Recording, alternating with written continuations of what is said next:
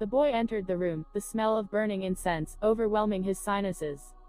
He did not like this, not at all. Ahead of him there was a person, sitting next to a table in a chair. It was difficult to tell exactly who or what he was about because this person was cloaked in red robes.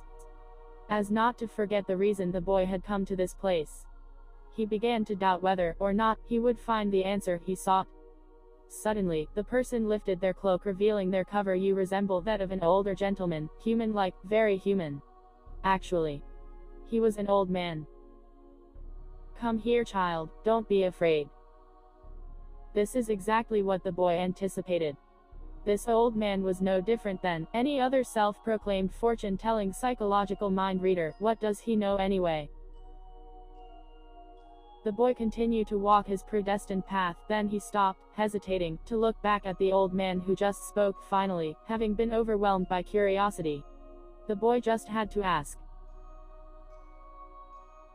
"Who are you? And why do you beckon me?" The old man, with eyes wide, lifted his head, fixed his gaze on the boy. He answered like a smart aleck riddle. "I am who I am." The old man, pausing for a few seconds, continued, "I have a message for you." The boy had a puzzled look on his face. Of course, one would expect a manipulating fortune teller to say such thing. So the boy figured he'd play along. I wonder what his motive is. The boy thought to himself. This old man could not possibly know what I'm looking for. He asked the old man, "Do I know you, mister? Will you tell me this message that you have for me?" The boy watched as the old man unveiled his cloak entirely, revealing his true nature. Knowing that this must be some sort of trick, the boy could scarcely believe his own eyes. Now standing before him once in the image of an old man had now morphed into a creature of reptilian nature. A large reptile humanoid about 8 feet tall, now stood in front of the boy. The boy tried to speak, but could not. He tried to move but could not. He was paralyzed, only his sight and his hearing were still functional. What is this? He thought to himself. I cannot move. The reptilian creature began. Be still, boy, and pay attention to this message that I must give you. The large reptilian creature had just spoke to him. But how was this so? The creature did not move his mouth nor did he make any sound.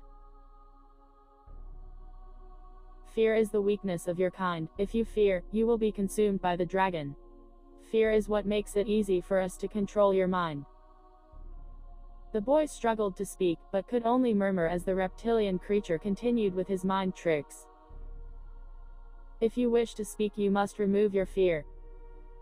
The boy continued to struggle, but to no avail. The reptilian creature was relentless. Don't fight it. You must accept what stands before you. Let go what drags behind you. Embrace what comes toward you. Do not be afraid. The boy began to calm down, and he ceased to struggle. Why are you doing this to me? The boy asked the reptilian creature now that he was able to speak. The reptilian creature continued to use his psychic telepathy on the boy in order to communicate, delivering the message. I have revealed myself to you because you must know the truth about what I am. A moment of silence passed, then the creature continued. Some of that I've already told you. You will not remember because I have hidden it in your subconscious mind for later recall. I am Draconian. I represent a fifth column of Draconians.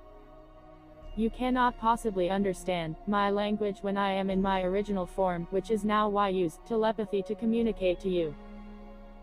The Draconian creature no more back into that of an old man.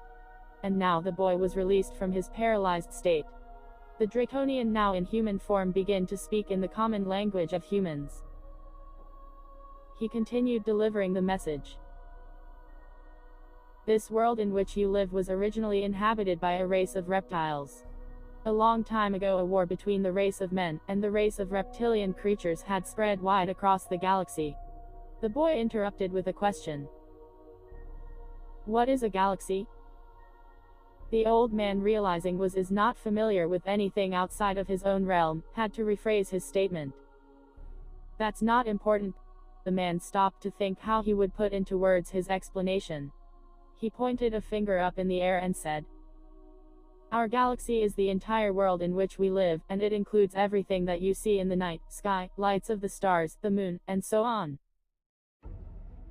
The boy interjected, "It is where the gods exist. The heavens." The old man was a bit puzzled but not surprised with the boy's statement. "There aren't any." The old man stopped his statement as not to confuse the boy any further. It would take too much time to explain everything. So the old man just said, "It's not quite as you may think, but yes, that is where many believe the gods exist." Now continuing the message. The old man continued to speak. "This world in which you live was not excluded from the war that started in the galaxy, or as you say, the heavens. The only difference is here, in this world. The civil war that broke out between the dragons.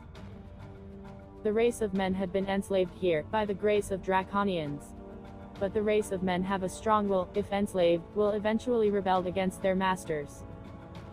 This ability is only unique to the race of man, as they cannot nor should not be enslaved indefinitely. There is more to the story that I have hidden within your subconscious memory. It will come to you when the time is right. You will know why I have told you the story.